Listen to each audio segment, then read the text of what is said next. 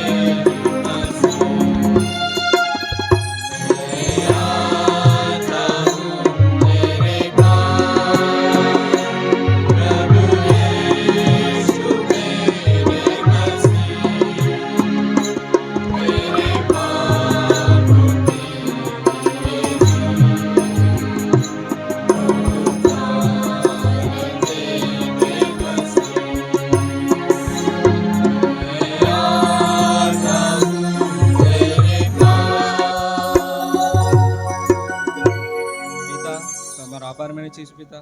આમાં સ્તુતિના અર્પણો તમારા ચરણમાં મૂકીએ છીએ પ્રભુ ઈસુના નામમાં. આમીન. બેસીએ.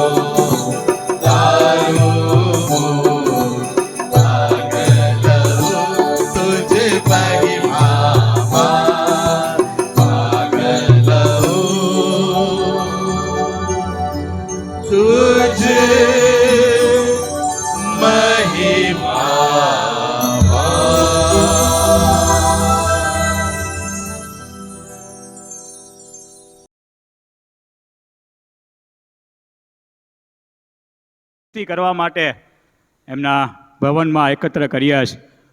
હવે આજની બાબત જે આપણે સાથે મળીને શીખવા જઈ રહ્યા છે એ પહેલાં આપણે આપણી જાતને માટે અને ખાસ આપણા વિચારોને માટે પ્રભુ પાસે દયા માંગીએ. આવો પ્રાર્થના કરીએ. પિતા, મેં તમારો આભાર માનીએ છીએ પિતા આજના આ સમયને માટે પિતા. પિતા, તમારું વચન કહે છે કે જ્યાં 2 કે 3 મારા નામે એકત્ર થાય છે પિતા, તેઓની મધ્યે હું ઉતરી આવું છું. ને યહોવા પોતાના પવિત્ર મંદિરમાં છે પિતા, ને આખી પૃથ્વી તેની આગળ ચૂપ રહે. પિતા, તમારા પ્રેમને માટે અમે તમારો આભાર માનીએ છીએ પિતા.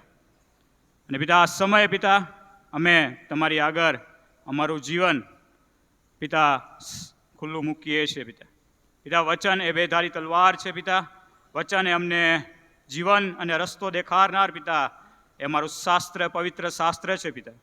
ત્યારે પિતા એ વાંચવાને, સાંભળવાને અને એથી વિશેષ પિતા પાડવાને માટે તમે અમને શક્તિમાન કરો તેવી અમારી પ્રાર્થના છે પિતા.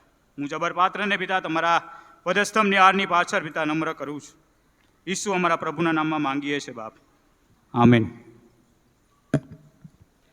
પ્રભુનો આભાર માનીએ છીએ કે આજના દિવસને માટે પ્રભુએ એકત્ર કર્યા છે. અને ખાસ જે અમે યુથમાં દર રવિવારે બેસીએ છીએ અને એમાંથી શીખીએ છીએ અને સાથે મળીને અમે એકબીજાને ઉત્તેજન આપીએ છીએ, ને એ બાબતને ધ્યાનમાં રાખીને આજે બાબતની આપણે સાથે મળીને શીખવા માંગીએ છીએ.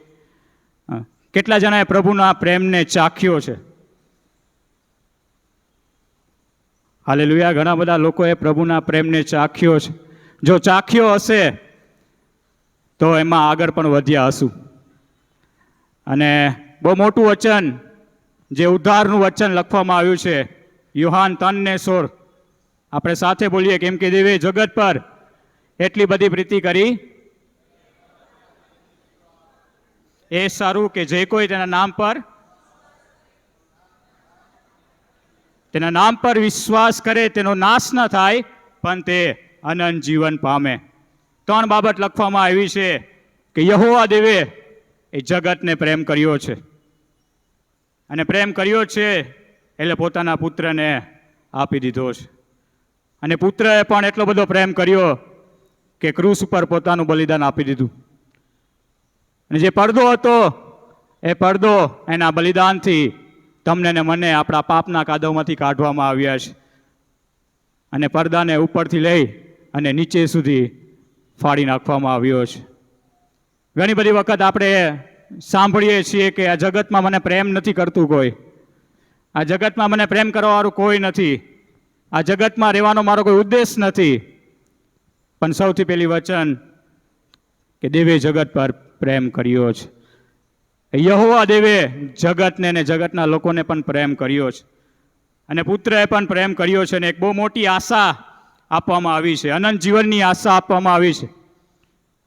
ને એ અનંત જીવનની આશામાં ચાલવાની બાબત પણ લખવામાં આવી છે.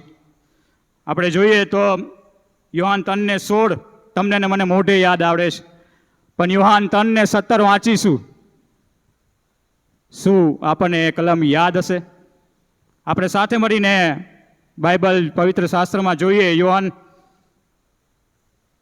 લખેલી સુવાર્તા અને તેનો 3 જ અધ્યાય,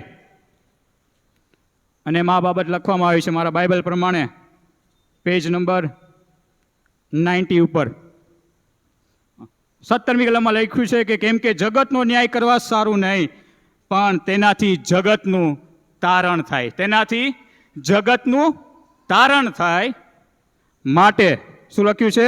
દેવે પોતાના દીકરાને જગતમાં મોકલ્યો છે. તમે ને હું ખ્રિસ્તના પ્રેમને ચાખ્યો છે, ખ્રિસ્તના પ્રેમને ઓળખીએ છીએ. શું તારણની ખાતરી છે?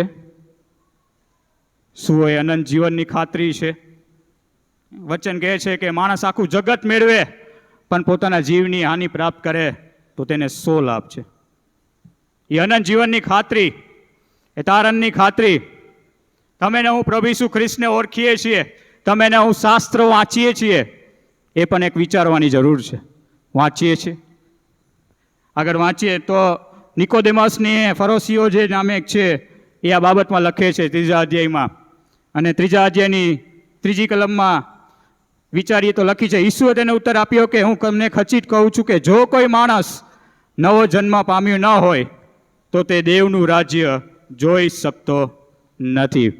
પેલું કામ તમારું ને મારું છે એ ખ્રિસ્તમાં નવો જન્મ પામવાનું કામ છે. એ નવો જન્મ એ પામવાનું કામ એક તમારું અને મારું છે. ને નીચે આપણે વાંચશું તો એમાં લખવામાં આવ્યું છે 5મી કલમમાં, ઈસુએ ઉત્તર આપ્યો કે હું તમને ખચિત કહું છું કે જો કોઈ માણસ પાણીથી તથા આત્માથી જન્મ્યું ન હોય તો તે દેવના રાજ્યમાં જઈ શકતું નથી. પાણીથી અને આત્માથી. આ બાબતનું આપણે એક બે વસ્તુ જોયા પછી વિચાર કરશું.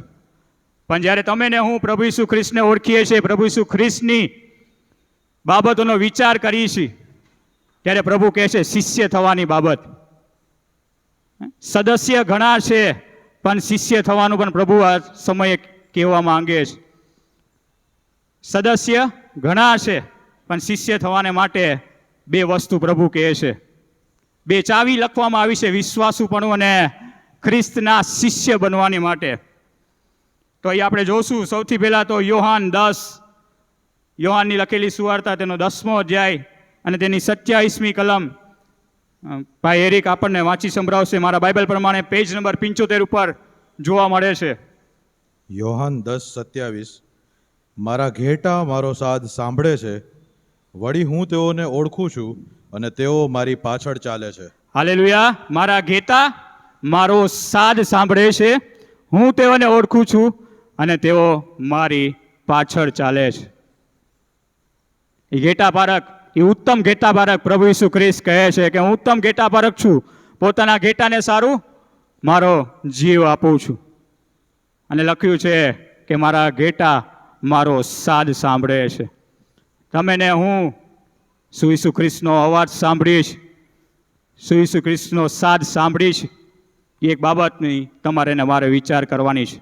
ત્યારબાદ લખવામાં આવ્યું છે 28મી કલમ વાંચીએ તો,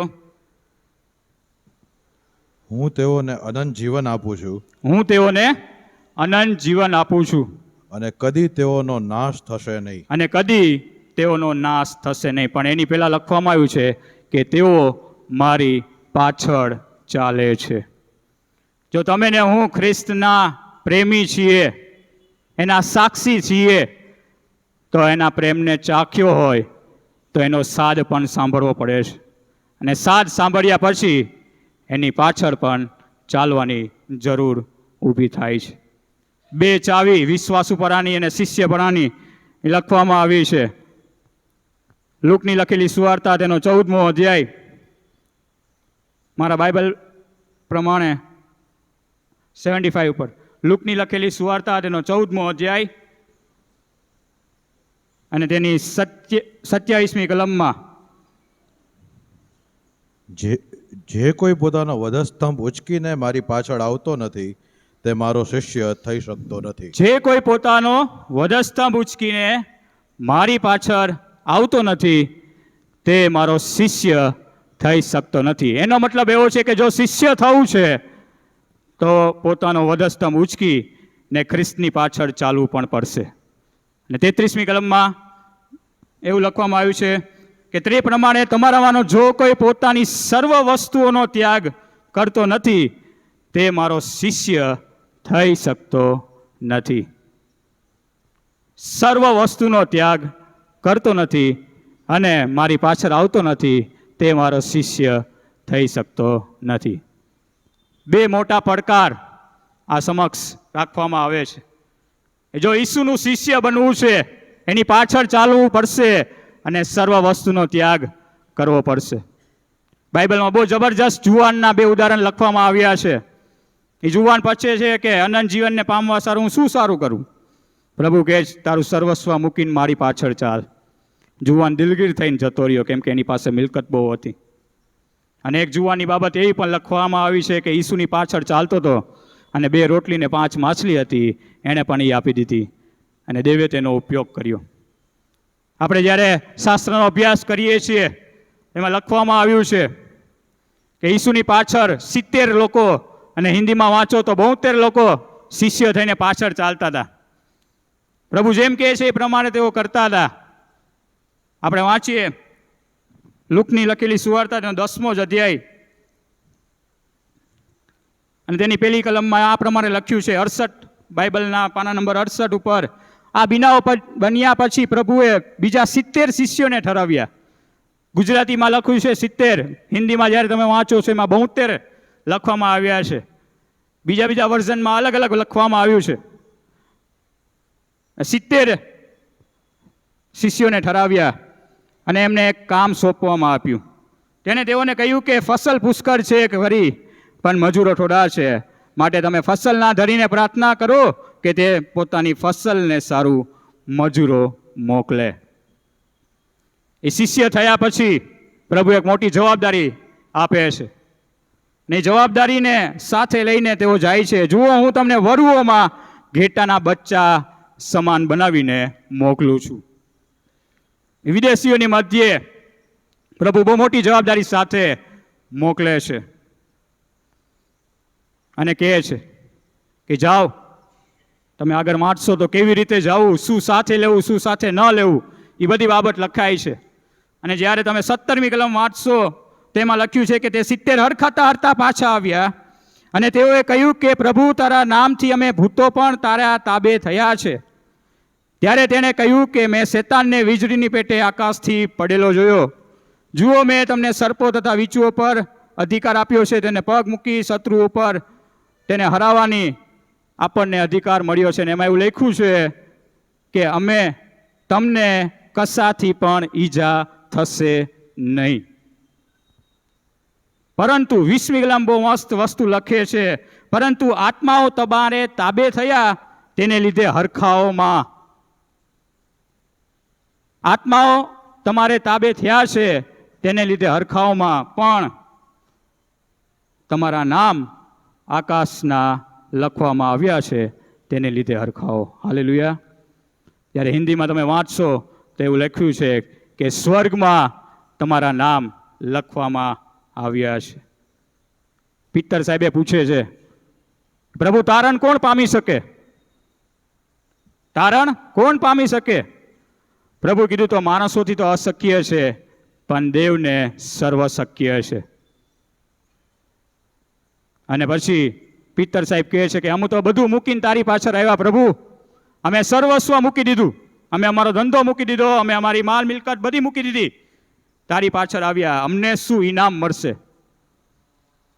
ને એમાં લખવામાં આવ્યું છે કે જ્યારે દેવનો દીકરો રાજ્યસન પર આવશે ત્યારે મહિમા સાથે તમને રાજ્યસન પર બેસવાને મળશે. જેટલા જેટલાએ મારા નામે મૂક્યા છે તેઓને 100 ગણા પ્રાપ્ત કરવામાં આવે છે. એ પ્રભુ ઈસુ ખ્રિસ્તને તમે ને હું ઓળખીએ છીએ. 70 હરખાતા પાછા આવ્યા. પ્રભુએ કીધું કે તમારા નામ આકાશમાં લખવામાં આવ્યા છે, સ્વર્ગમાં લખવામાં આવ્યા છે, માટે તમે હરખાઓ. એ પરાક્રમના કામ કર્યા છે માટે ન હરખાઓ. ને પછી આગળ જ્યારે યોહાનની સુવાર્તામાં લખવામાં આવ્યું છે, પ્રભુ કહે છે કે જીવનની રોટલી હું છું, જે મને ખાય છે તે જીવતો રહેશે, જે મારામાંથી પાણી પીવે છે તેને કદી તરસ લાગશે નહીં. અને આ વાત કહે છે કે તમે મારા સંબંધી ઠોકર પણ ખાશો. દેહની વાત મૂકવાની વસ્તુ કરવામાં આવે છે અને આત્મામાં ચાલવાની વાત કરવામાં આવે છે. ત્યારે આ 70 જણા 72 જણા સાંભળે છે. અમને એમાંથી ઘણાને એવું લાગે છે કે આ વાત તો બહુ કઠણ છે અને તેઓ એવો નિર્ણય કરે છે કે અમે પાછા જતા રહીએ, અમે પાછા જતા રહીએ. અને એમાંથી ઘણા લોકો પાછા જતા રહે છે, પણ 12 શિષ્ય પ્રભુની પાસે રહે છે. પ્રભુ ઈસુ ખ્રિસ્ત પૂછે છે પિત્તરને કે શું તમારે પણ જવું છે? પિત્તર કહે છે, પ્રભુ, અમે કોની પાસે જઈએ? અનંત જીવનની વાત તો તારી પાસે છે. ઘણી બધી વખત તમે ને હું રેગ્યુલર બધી વસ્તુમાં આવીએ છીએ, પ્રભુ સાથેનો સંબંધ છે, પણ જ્યારે પાછળ ચાલવાની વાત આવે છે ત્યારે પાઉલ સાહેબે લખે છે કે સત્યતામાં અને પ્રકાશમાં ચાલવાની વાત લખવામાં આવી છે. જો મારો સંબંધ ખ્રિસ્તની સાથે છે તો મારે પ્રકાશમાં પણ ચાલવું પડશે. જો મારો સંબંધ ખ્રિસ્તની સાથે છે તો મારે દેહના કામને મૂકી દેવા પડશે. એ નવા જન્મની વાત શું છે? નવો જન્મ, એ નવો જન્મ એ ખ્રિસ્તમાં નવી ઉત્પત્તિ છે. જે જૂનું માણસપણું છે એને કપડાં સુદ્ધા ઉતારી મૂકવાનું છે, અને જે નવું માણસપણું જે ઈસુ તરફથી તમને ને મને મળ્યું છે તેમાં પહેરીને ચાલવાની બાબત લખવામાં આવી છે. પ્રભુ કહે છે જૂનું માણસપણું, પથ્થરવાળું હૃદય ને પ્રભુ માંસવાળું હૃદય કરે છે. એ નવો જન્મ પામવાનું કે પાણીથી અમને બાપ્તિસ્માથી એક બહુ મસ્તી વસ્તુ લખવામાં આવી છે પાણીથી. એ પાણીથી છંટકાવની બાબત લખવામાં આવી છે. અને સેવક કહે છે, ખુલાસો કરે છે કે પાણીની બાબત તો એ વચનની બાબત લખવામાં આવી છે. પાણીથી આપણે બાપ્તિસ્મા કરીએ છીએ, પણ જ્યારે પ્રભુની પાછળ ચાલવાનું આવે છે તો શું એ સભાનતા બાપ્તિસ્મા કર્યા પછી પણ આપણામાં હોય છે કે નથી હોતી? પણ જ્યારે તમે પ્રેરિતોના કૃત્યોને આગલા અધ્યાયમાં વાંચશો તો એવું લખવામાં આવ્યું છે કે પ્રભુનું વચન તેઓએ સાંભળ્યું અને લોકોના મન વિંધાયા અને તેઓ પ્રભુ પાસે આવ્યા. એ પ્રથમ વચનને ગ્રહણ કરે છે, વચનને સાંભળે છે, વચનને પાળવાને માટે પોતાને તૈયાર કરે છે. આજે તમે ને હું ઘણી બધી વખત એના પ્રેમને ચાખીએ છીએ, અનુભવ કર્યો છે, પણ જ્યારે વચનની વાત આવે છે ત્યારે શું તમે ને હું એ વચન પ્રમાણે ચાલીએ છીએ? એ વચન પ્રમાણે આપણું જીવન જીવીએ છીએ? એક બાબતની તમારે ને મારે ખાતરી લેવાની છે. પ્રભુ કહે જે શિષ્ય બનવા ચાહે તેને પોતાનો નકાર કરવો અને પોતાનો વધસ્તંભ ઉચકીને મારી પાછળ ચાલવું. જગતના વાનાનો ત્યાગ કરવાની વસ્તુ કહે છે. પાપોની માફી જ્યારે તમે ને હું માંગીએ છીએ, આપણું જીવન પ્રભુને કહીએ છીએ, પ્રભુ હું આ બધી બાબતમાં હતો પણ હવે હું તારામાં ચાલવા માંગુ છું. એ કઠણ હૃદયને કોમળ કરનાર દેવ પ્રભુ છે. એ જૂના માણસપણાને મૂકી અને નવા થવાની વાત, એ નવો જન્મ પામે છે. તારણની વાત, તારણની ખાતરી ઘણી બધી જગ્યાએ કદાચ પ્રશ્નમાં આપણે આવી જઈએ છે કે શું મને તારણની ખાતરી છે? પાછલા સમયમાં વાત કરવામાં આવી હતી, કદાચ પ્રભુનું આવું નજીક છે ને અત્યારે આવી જાય તો શું તમે ને હું રેડી છીએ? શું તમે ને હું એવું જીવન જીવીએ છીએ કે હાલ પ્રભુ મને લેવા આવે તો હું જગતની બાબતમાં જાઉં, પહેલાં એ સમાધાન કરું ને પછી પ્રભુ તારી પાસે આવું? એક બાબત તમારીને મારી સમક્ષ પ્રભુ મૂકે છે. ને આગળ વિચાર કરીએ તો હું વિચાર કરતો હતો કે પ્રભુ આનું દ્રષ્ટાંત લેવા માટે કઈ બાબતમાં આગળ વધું, કઈ બાબતનું શાસ્ત્ર વાંચન લઈએ. ને એમાંય મેં ચિઠ્ઠી નાખી કેમ કે કન્ફ્યુઝ થતો હતો. પ્રભુએ સાઉલની બાબત જેનું પરિવર્તન પાઉલમાં કરવામાં આવે છે. જ્યારે આપણે શાસ્ત્ર ભાગ વાંચ્યું એમાં આપણે કાઢીશું પ્રેરિતોના કૃત્યો તેનો 9મો અધ્યાય, પ્રેરિતોના કૃત્યો તેનો 9મો અધ્યાય, મારા બાઇબલ પ્રમાણે પેજ નંબર 124 ઉપર મળશે. જે સાઉલ છે તમને ને મને ખબર છે, ઈસુને ને મંડળીને ત્યાંના લોકોને સતાવનારો હોય છે. પહેલી બીજી કલમમાં લખ્યું છે. અને ત્રીજી કલમમાં જુઓ તે દમસ્કમાંથી ચાલીને જાય છે અને ત્યાં એક પ્રકાશ થાય છે અચાનક અને તે ભોય પર પડી જાય છે. ભોય પર પડ્યા પછી એક વાણી સાંભળવામાં આવે છે. અને 5મી કલમ વાંચીએ એની પહેલાં 4થા કલમમાં, તે ભોય પર પડી ગયો અને તેની સાથે બોલતી એક વાણી તેને સાંભળી, સાઉલ સાઉલ તું મને કેમ સતાવે છે? ત્યારે તેને કહ્યું કે પ્રભુ તું કોણ છે? તેને કહ્યું કે હું ઈસુ છું જેને તું સતાવે છે. ત્યારબાદ તમને મને ખબર છે કે આંધળો થઈ જાય છે 3 દિવસ સુધી, આપણે વાંચીએ પ્રમાણે. અને એમ કહે છે કે જ્યાં જ્યાં તને કહેવામાં આવે એ રીતે તું આગળ જા. અને 3 દિવસ સુધી સાઉલ કાંઈ ખાતો નથી, પીતા નથી અને પ્રાર્થના કર્યા કરે છે. ત્યારે જુઓ 10મી કલમમાં, એક દમસ્કમાં અનાનિયા નામે એક શિષ્ય હતો. એક શિષ્ય હતો અનાનિયા નામે. તેને પ્રભુને દર્શન દઈને કહ્યું કે અનાનિયા નામે અનાનિયા. ત્યારે તેને કહ્યું કે પ્રભુ હું આ રહ્યો. ત્યારે પ્રભુએ તેને કહ્યું કે ઉઠીને પાદરા નામના રસ્તા પર જા ને સાઉલ નામે તાર્સસના એક માણસ વિશે યહૂદીમાં ઘરમાં ખબર કાઢ, કેમ કે જો તે પ્રાર્થના કરે છે તેને દર્શનમાં જોયું છે કે અનાનિયા નામે એક માણસ માહે આવીને તે દેખતો થાય માટે તેના પર હાથ મૂકે છે. પ્રભુ અનાનિયાની જોડે વાત કરે છે કે તું જા, સાઉલ એક જગ્યાએ રહે છે ત્યાં એના ઘરમાં જા, એને મેં દર્શનમાં વાત કરી છે તેની જોડે. પણ અનાનિયા જો એને કેવો ઉત્તર આપે છે, પ્રભુ યરુશલેમમાંના તારા સંતોને એ માણસે કેટલું બધું દુઃખ દીધું છે એ મેં ઘણાના મોંથી સાંભળ્યું છે. અને જેઓ તારા નામે પ્રાર્થના કરે છે તેઓ સર્વને બાંધીને લઈ જવા સારું મુખ્ય યાજકો પાસે અહીં તેને અધિકાર મળ્યો છે. સાઉલને એવો અધિકાર આપવામાં આવ્યો હતો કે જે લોકો પ્રાર્થના કરતા હોય તેઓને સતાવવાની, બંદીખાનામાં નાખવાની બાબત. પણ જ્યારે પ્રભુ એને કહે છે અનાનિયાને 15મી કલમમાં, પણ પ્રભુએ તેને કહ્યું કે તું ચાલ્યો જા, કેમ કે વિદેશીઓ, રાજાઓ તથા ઇસ્રાયેલ પુત્રોની આગળ મારું નામ પ્રગટ કરવા સારું મેં પસંદ કરેલું પાત્ર છે. હાલેલુયા. એક પસંદ કરેલું પાત્ર પ્રભુ બનાવે છે. લખ્યું છે, કેમ કે મારા લીધે તેને કેટલું બધું દુઃખ સહન કરવું પડશે એ હું તેને દેખાડીશ. અનાનિયાએ કીધું, પ્રભુ ક્યાં તું એને પસંદ કરેશ? એ તારા લોકને સતાવનારો છે, બંદીખાનામાં નાખનારો છે. પ્રભુ એને પસંદ કરે છે અને બહુ મોટી જવાબદારી આપે. જો લખ્યું છે 15મી કલમમાં કે વિદેશીઓ, રાજાઓ તથા ઇસ્રાયેલ પુત્રોની આગળ મારું નામ પ્રગટ કરવાને સારું એ મારું પસંદ કરેલું પાત્ર છે.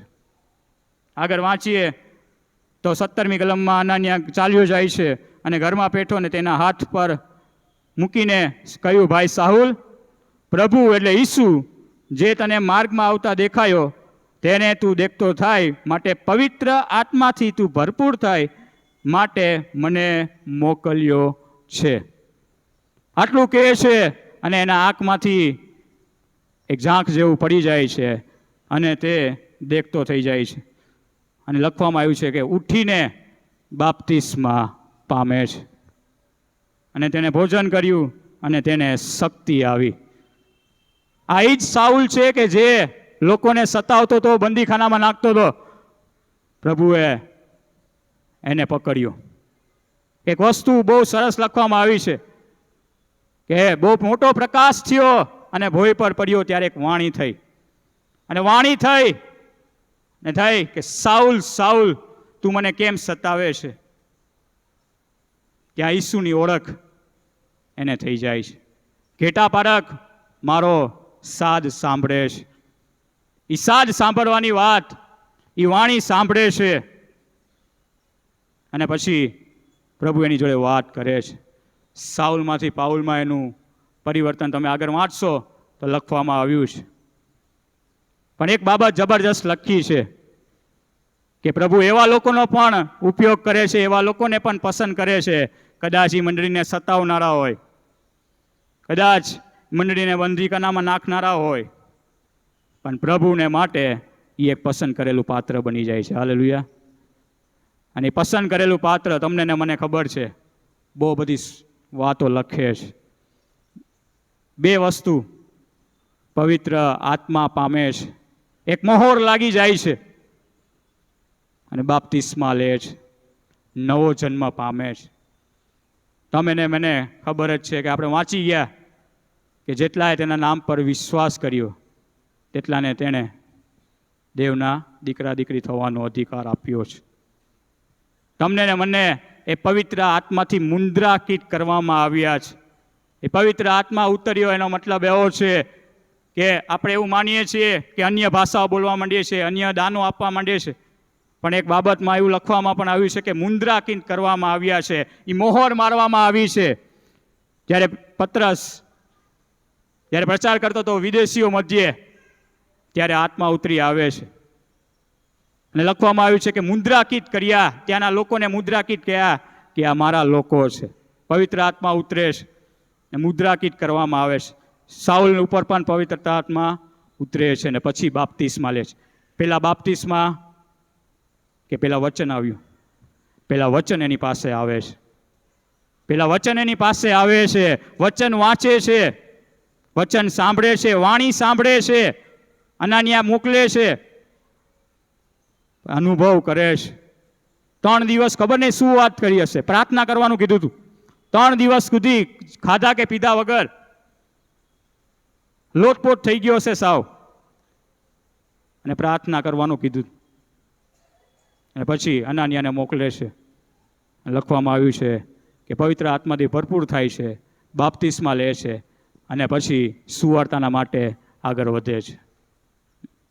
પાછલા દિવસોમાં હું જસ્ટિનભાઈ બેઠા હતા, વાત કરતા હતા. અમે જ્યારે જ્યારે મળીએ ત્યારે ક્યાંક શીખા હોય એનું શેરિંગ કરતા હોય. અને મને કહેતા હતા કે પહેલાંના જમાનામાં મોબાઈલ નહોતો, તો પત્ર વ્યવહાર થતા હતા. અને બહુ દૂરથી જો ડોલી ભાભીનો પત્ર આવ્યો હોય તો રેનિસન કે હું આખો દી વાંચ્યા જ કરું. કેમ કે મને એની ઉપર પ્રેમ છે, એક લાગણી છે. હું સવારે વાંચ્યા કરું, 2 કલાક પછી વાંચ્યા કરું, એ એકને એક વસ્તુ વાંચ્યા જ કરું. મને કહેતા હતા તને સલોનીનો પત્ર આવે તો તું વાંચ્યા જ કર. અને પછી એક બહુ મોટી વસ્તુ કીધી, પાઉલે પણ 13 પત્ર લખ્યા છે અલગ અલગ મંડળીને. 13 પત્ર એ પ્રેરિત થઈને લખે છે. શું આવો પ્રેમ તમે ને હું ઈસુને કરી શકીએ છીએ? જો એવો પ્રેમ હશે, એવી લાગણી હશે, તો આ પત્ર તમે ને હું વાંચ્યા જ કરશી. હાલેલુયા. પત્ર વાંચ્યા જ કરશી. કેમ કે એવો પ્રેમ હોવો એ જરૂરી છે. મેં પહેલા જ પ્રશ્ન પૂછ્યો કે શું તમે ને મેં એ પ્રેમને ચાખ્યો છે? જો એ પ્રેમ હશે તો ઈસુની પાછળ ચાલવાની. અને પાઉલ સાહેબ બહુ મસ્ત વસ્તુ કહે છે, નિશાન ભણી દોડ્યો આવું છું, બહુ મસ્ત વસ્તુ કહે છે. જ્યારે તમે અભ્યાસ કરશો, એ કહે છે કે હું મારા શરીર ઉપર વિશેષ અભિમાન કરી શકું છું. શું કામ? કેમ કે જ્યારે તમે વાંચશો, કોરિન્થીયોમાં લખવામાં આવ્યું છે કે 5 વાર મેં યહૂદી પાસેથી 39 ફટકા ખાધા છે. 5 વખત. 3 વખત મેં સોટીઓનો માર ખાધો છે. 1 વખત મને ઉપરથી નીચે પાડી દેવામાં આવ્યો છે. અને એક દિવસ, આખો રાત અને દિવસ હું સમુદ્રમાં પાણીની અંદર રહેલો છું. અને આગળ જ્યારે વાંચશો, તંગાસમાં, દરિદ્રતામાં, જંગલમાં ભૂખ વેઠવી પડે છે. હું શું કામ ન માનું? હું શું કામ આ શરીર ઉપર અભિમાન ન કરું? આજે તમે ને હું ઘણી બધી બાબતમાં કદાચ અભિમાનનું કારણ આપણને મળી જાય છે. શિષ્યપણાને માટે પ્રભુએ કીધું કે મારા ઘેટા મારો સાદ સાંભળે છે, હું તેઓને ઓળખું છું, તેઓ મારી પાછળ ચાલે છે. સાઉલે એ વાણી સાંભળી. જો એ સાઉલે વાણી ન સાંભળી હોત તો એ પ્રભુનો સાથ તમે ને હું કદાચ નથી સાંભળતા, તો ઘણી મોટી આશીષ, ઘણો મોટો બચાવ તમે ને હું મિસ કરી જાય છે. એ સાંભળવાની વાત, સાંભળ્યા પછી એની પાછળ ચાલવાની વાત. અને જ્યારે એની પાછળ ચાલીએ છે, પ્રભુ બહુ મોટા આશીર્વાદથી તમને ને મને ભરી દે છે. જગતની બાબત છે, જગતમાં મૂકીને જવાની છે, પણ એ એક વિશ્વાસ કરવાથી અનંત જીવન છે. એ નવું તારણ છે. અને એ જૂનું માણસપણું એ આપણા કપડા સાથે મૂકી દેવાની વાત છે. વિચાર કરીએ કે તમાને હું એ પ્રભુની પાછળ ચાલવાની વાત આવે છે, એના સાદ ઓળખવાની વાત આવે છે. જગતમાં બહુ મોટો અવાજ છે, પણ ગીત કરતા લખે છે ધીરો મીઠો પ્રેમી અવાજ, એ સાંભળવાની વાત કરવામાં આવે છે. અને પાઉલ કહે છે ફિલિપીઓના 3 પત્રમાં કે એક નિશાન સમક્ષ હું બહુ દોડી આવ્યો. દોડ છે, મારી જીવનની દોડ છે. આપણે કાઢીએ ફિલિપીઓને પત્ર, તેનો 3 અધ્યાય, મારા બાઇબલ પ્રમાણે પેજ નંબર 196. ફિલિપીઓને પત્ર, તેનો 3 અધ્યાય અને પહેલી કલમમાં એવું લખ્યું છે, પ્રભુમાં આનંદ કરો. બહુ સરસ વાસ્તુ લખ્યું છે કે આનંદ કરવાની વાત લખવામાં આવી છે. અને કહે છે કે આ એકને એક વાત લખતા મને કાંઈ અડચણ થતી નથી. એકને એક વાત લખતા, પણ લખવામાં આવ્યું છે કે તમારા સંરક્ષણને વાસ્તે આ લખું છું. સાવધ રહેવાની પણ બાબત લખવામાં આવી છે 2 કલમમાં, કે દુષ્કૃત્યો કરનારાઓથી અને એવા કામોથી તમે સાવધ રહ્યો. કેમ કે આપણે દેવના આત્માથી સેવા કરનારા તથા ખ્રિસ્ત ઈસુમાં અભિમાન કરનારા તથા દેહ પર ભરોસો ન રાખનારા ખરા સુન્નતીઓ છીએ. તમે ને હું કેવા છીએ, કેવા પ્રભુએ તમને મને પસંદ કર્યા છે, એની બાબત, એની ડેફિનેશન કહી શકાય. કે તમારે ને મારે અભિમાન કરવાનું છે તો ખ્રિસ્તમાં અભિમાન કરવાનું છે. અને પછી લખે છે દેહની બાબત, કે દેહની બાબત સાઈડમાં રાખવાની બાબત કહે છે. બહુ મોટી વસ્તુ લખે છે 14મી કલમમાં, તો પણ જો દેહ પર ભરોસો રાખવાનું મારે કારણ હોય તો બીજો કોઈ ધારે એના કરતાં હું વધારે દેહ પર ભરોસો રાખી શકું એમ છું. શું કામ? કેમ કે 8મે દહાડે સુન્નત પામેલો, ઇસ્રાયેલનો સંતાન, બિન્યામીનનો કુરનો, હિબ્રુનો હિબ્રુ, નિયમશાસ્ત્ર સંબંધી ફરોશી અને ધર્મના આવેશ સંબંધી, મંડળીને સતાવનાર, નિયમશાસ્ત્રના ન્યાયપરા સંબંધી નિર્દોષ માણસ હું છું, એવું પાઉલ કહે છે. કે આ બધી બાબતમાં હું વિશેષ જય પામી શકું એમ છું. પણ બહુ સ્પષ્ટ વાત લખવામાં આવી છે 7મી કલમમાં, પણ જેવાના મને લાભકારક હતા તે મેં ખ્રિસ્તને લીધે હાનિકારક ગણ્યા. હાલેલુયા. હિન્દીમાં વાંચીએ, જો હિન્દી કોઈની પાસે હોય મોબાઈલમાં તો પ્લીઝ જોરથી હિન્દી બાઇબલ જો કોઈની પાસે હોય.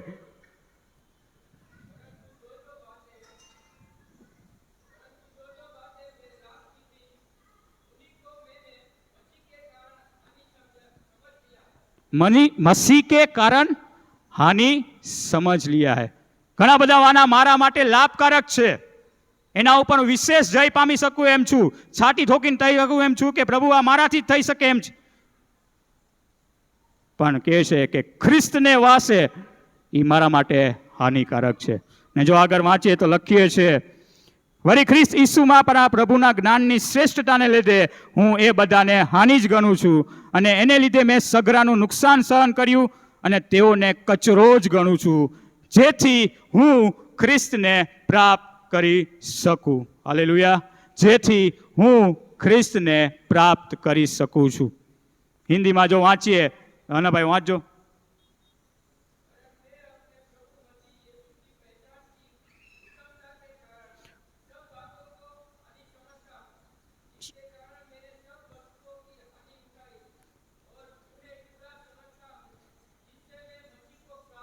जिससे मैं मसीह को प्राप्त कर लूँ. जो તમારે ને મારે મસીહને પ્રાપ્ત કરવો છે, ઈસુ ખ્રિસ્તને ગ્રહણ કરવાની વાત લખવામાં આવી છે, તો જગત અને જગતની વાત પર નહીં. આજે તમને ને મને ખબર નથી કે આપણે કઈ બાબતમાં અભિમાન કરવાનું છે, કરતા હશું કે કરીશું. પણ પાઉલ એમ કહે છે કે હું એ ખ્રિસ્તની વાતોને માટે અભિમાન કરું છું, અને મારા જે લાભના વાના છે તેઓને હું કૂડા સમાન, કચરા સમાન ગણું છું. અને આગળ લખવામાં આવ્યું છે કે એ માટે કે હું તેને, 10મી કલમ, હું તેને તથા તેના પુનરુત્થાનના સામર્થ્યને તથા તેના દુઃખોના ભાગ્યાપણાને જાણું, એટલે તેના મરણને અનુરૂપ થાવ. હાલેલુયા. તેના મરણને અનુરૂપ થવાની વસ્તુ લખવામાં આવી છે કે હું આ એટલે માનું છું કે હું ખ્રિસ્તને ગ્રહણ કરી લઉં. અને બહુ મોટી વસ્તુ લખવામાં આવી છે, પુનરુત્થાનના સામર્થ્યને તથા તેના દુખ્યોને ભાગ્યરૂપ સમજી લઉં. હિન્દીમાં વાંચીએ તો વાંચજો હાનાભાઈ. 11.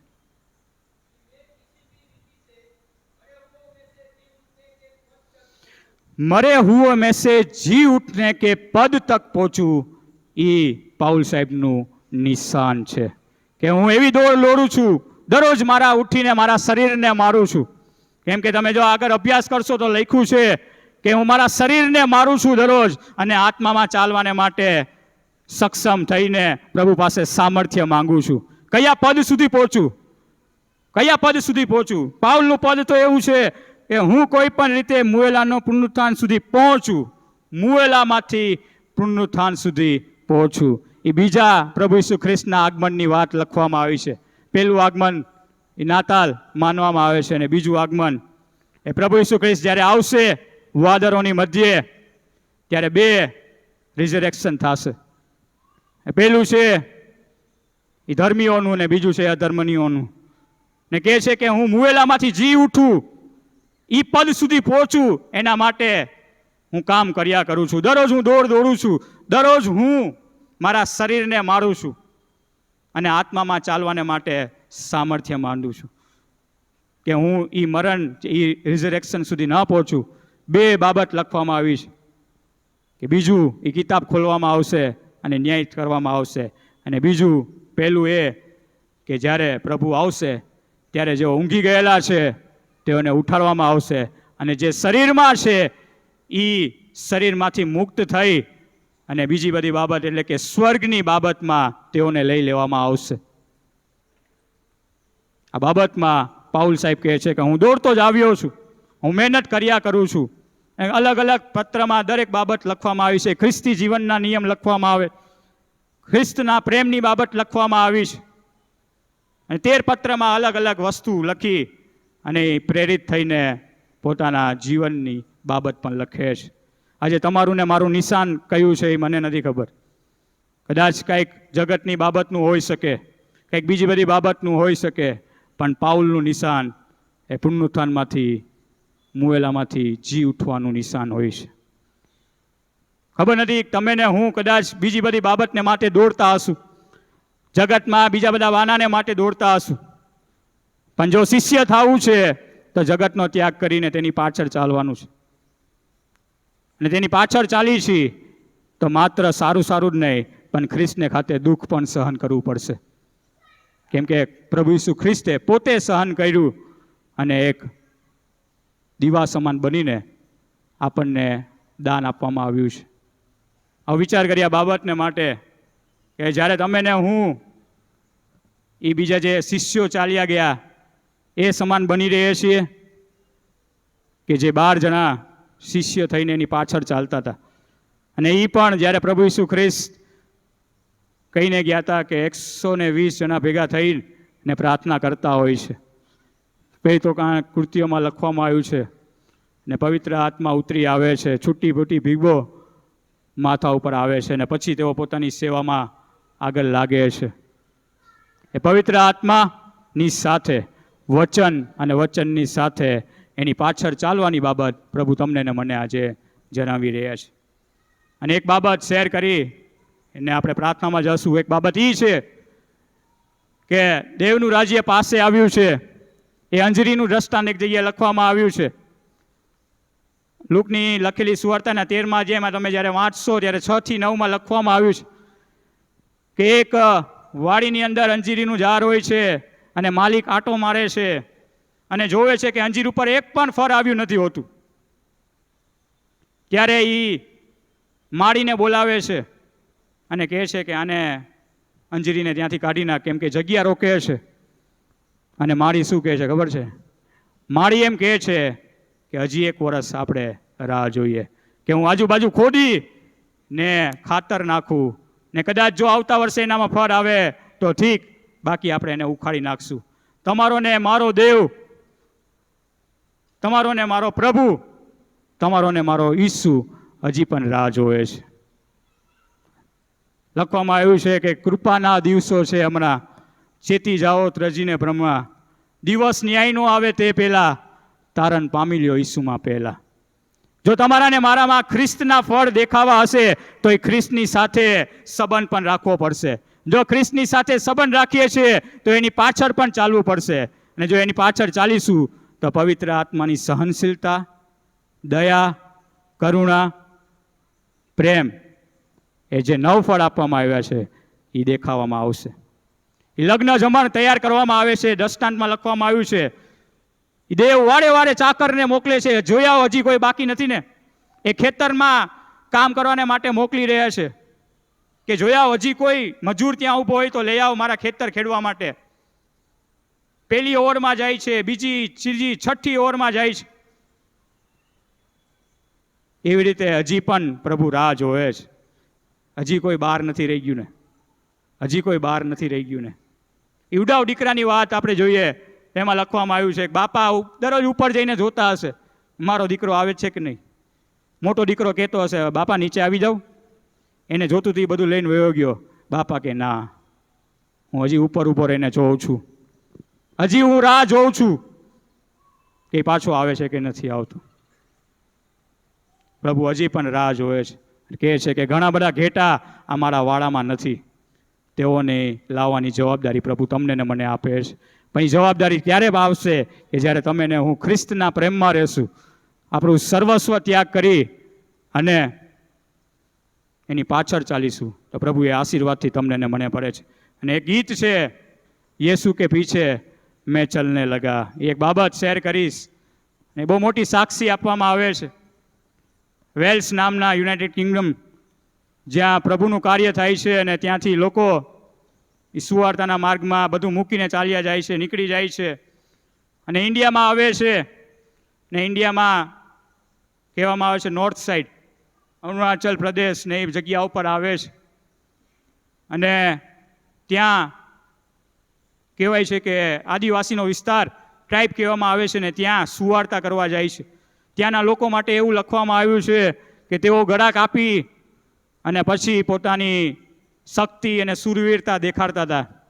એ જગ્યામાં ત્યાંના સેવકો આવે છે. સેવકો આવ્યા પછી એક કુટુંબને એ દેવનું રાજ્યને વાત કરે છે, પસ્તાવાની વાત કરે છે ને પ્રભુના પ્રેમને ચખાડે છે. એ કુટુંબમાં એક પત્ની, એ પતિ અને 2 બાળકો હોય છે. એ પ્રભુ ઈસુ ખ્રિસ્તનો સ્વીકાર કરે છે. ત્યારે ત્યાંના જે લીડર હોય છે એ લીડરને આ વાત જાણવામાં આવે છે, ગામની વાત, કે એક કુટુંબ એ ક્રિશ્ચિયન થઈ રહ્યું છે, દેવને ઓળખી ગયું છે ને એની પાછળ ચાલનારું બનવા જઈ રહ્યું છે. ત્યારે એ બધા ભેગા મળે છે, આખી સેના તૈયાર થાય છે અને એની પાસે જાય છે. એ કુટુંબને બહાર કાઢી નાખવામાં આવે છે, એને સતાવણી કરવામાં આવે છે. એ કુટુંબના મુખ્ય ધણી એટલે કે ભાઈને, પતિને બહાર કાઢે છે ને 2 છોકરા અને એની પત્ની 4 જણાને ઊભા રાખે છે. અને લીડર જે હોય છે એ લીડર તીરની ફોજ એટલે કે તીરજદાર કહેવાય, એ મારનારને સાથે લાવે છે અને કહે છે કે તું આ જે કરી રહ્યો છે ખોટું કરી રહ્યો છે. અને કહે છે કે તું પ્રભુ ઈસુ ખ્રિસ્તનો નકાર કર અને તારા બીજા કામમાં લાગી જા. ઈસુનો નકાર કર. એવું કહે કે હું એના ઉપર વિશ્વાસ નથી કરતો, બાકી હું તારા 2 છોકરાને મારી નાખીશ. અને ત્યારે કહે છે કે મેં ઈસુને પસંદ કર્યો છે. I have decided to follow Jesus, એવું કહે છે. અને જે લીડર હોય છે એ 2 તીર મારીને એના છોકરાને મારી નાખે છે. પાછો એ લીડર એને કહે છે કે હજી એક ચાન્સ આપું છું તને, કે તું એવો ઈસુનો નકાર કર, એવું કહે કે હું એના ઉપર વિશ્વાસ નથી કરતો, બાકી હું તારી પત્નીને મારી નાખીશ. ત્યારે એ ભાઈ એવું કહે છે કે અગર કોઈ મેરે સાથ ના આવે, ના લોટુંગા, I have decided to follow Jesus. એને મારી નાખે છે, એની પત્નીને મારી નાખે છે. અને છેલ્લે એ પતિ જે ભાઈ હોય છે લીડર એને કહે છે કે હજી તને એક ચાન્સ આપું છું, તારી પાસે હજી છે સમય, તું હજી બીજા લગ્ન કરીને આગળ વધી શકે છે. પણ ત્યારે કીધું કે હું જગતને પાછળ મૂકી ને ક્રૂસને આગળ, સલીબને આગળ લઈ આવું છું. અને આઈ have decided to follow Jesus. અને ત્યારે એને પણ મારી નાખવામાં આવે છે. આપણે વિચારી કે અહીંયા પૂરું થઈ જાય છે, પણ એવું બનતું નથી. જે લીડર હોય છે એને આ બાબત કર્યા પછી શાંતિ નથી થતી. કદાચ શાંતિ થવી જોઈએ, પણ એ શાંતિ એને થતી નથી. અને વિચાર કરે છે કે જે 2 વર્ષ પૂર્વ આવી ગયેલો, એને આટલું બધું કર્યું, આ એક કુટુંબમાં કે એના છોકરાને ત્યાગ કરવા રેડી થઈ ગયો, એની પત્નીને ત્યાગ કરવા રેડી થઈ ગયો, પોતે પણ ત્યાગ થઈ ગયો. એવો શું પ્રેમ કરે છે, એવો પ્રભુને કેવો પ્રેમ કરે છે કે આ પોતાના જીવને પણ હાનિ પહોંચાડવા તૈયાર થઈ ગયો. અને પછી એ પોતે પણ દેવના પ્રેમને જાણે છે. હાલેલુયા. એ લીડર પણ દેવના પ્રેમને ઓળખે છે અને એના જેટલા રાજ્યો હોય છે એને પણ સુવાર્તા આપે છે. પ્રભુ એ માણસનું જીવન પરિવર્તન કરી નાખે છે. અને જેટલા બી ત્યાં સ્ટેટ આજુબાજુના રાજ્ય છે, તમે જોશો અરુણાચલ પ્રદેશ, મિઝોરમ, નાગાલેન્ડ સ્ટેટ કહેવામાં આવે છે, જ્યાં સૌથી વધારે 80% ક્રિશ્ચિયન લોકો રહે છે. એ આ બાબતનું એક ફળદાન છે. એક કુટુંબનું બલિદાન એ રાજ્યના રાજ્ય પ્રભુની પાસે આવી જાય છે. હાલેલુયા. ને ત્યારે સાધુ સુંદરસિંહે આ ગીત લખે છે. સ્વીટુ જોડે કાલે વાત કરતો હતો. સાધુ સુંદરસિંહ જ્યારે પહાડમાં જાય છે, ત્યાં ઉપર એક ક્રોસ જોવે છે કે અહીંયા ચર્ચ છે, અહીંયા દેવની વાત કોણ લાવ્યું હશે?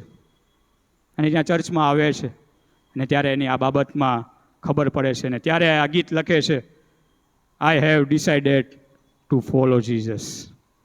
એ સાઉલનું પણ પ્રભુ ઉપયોગ કરે છે, પાઉલ બનાવી નાખે છે, 13 પત્ર લખે છે અને એવા નિશાન ભણી જાઉં છું કે હું ખ્રિસ્તને પ્રાપ્ત કરી લઉં. એ પુનરુત્થાન ઉપરમાંથી મુવેલામાં ગણાવ. આજે તમારું ને મારે પણ નક્કી કરવાનું છે. ઈસુનો સાદ સાંભળવાની બાબત છે ને ઈસુની પાછળ ચાલવાની બાબત છે. આવો આપણે આપણી જગ્યા ઉપર ઊભા થઈએ અને પ્રાર્થનામાં જઈએ. આપણે આપણી જાતને માટે, આપણી મંડળીને માટે પ્રાર્થના કરીએ. ને એ રાજા હજી પણ રાહ જોવે છે કે હજી એક વર્ષ હું ખાતર નાખીશ ને એનામાં ફળ આવશે. આવો આપણે ગીત ગાઈએ, આઈ have decided to follow Jesus.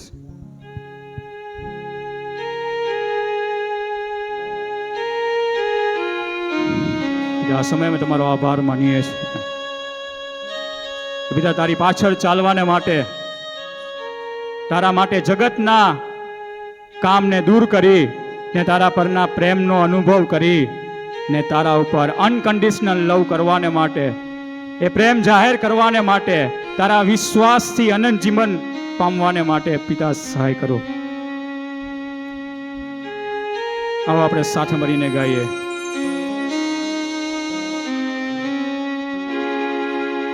यीशु के पीछे मैं चलने लगा,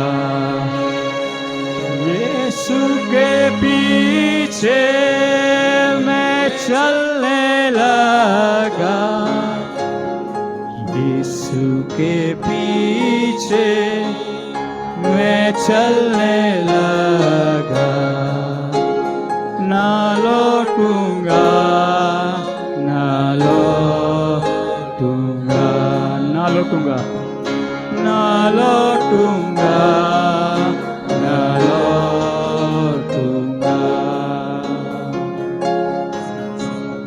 छोड़कर शरीर को लेकर संसार को छोड़. આ સમય મેં તમારો આભાર માનીએ છીએ પિતા, તારું સામર્થ્ય તમે અમને આપો તેવી અમારી પ્રાર્થના છે પિતા. પિતા, અમે સંસ્કારની બાબતને, જગતના બાબતને જગતમાં રાખીએ ને સ્વર્ગની વાત તરફ પિતા અમે અમારું ઉલ્લાસ લખીએ તેવી અમારી પ્રાર્થના છે પિતા. પિતા, તમે અમને પ્રેમ કરતા શીખવાડ્યું છે પિતા, અને એ પ્રેમ અમે તમારી ઉપર જાહેર કરીએ તેવું કહો તો પિતા.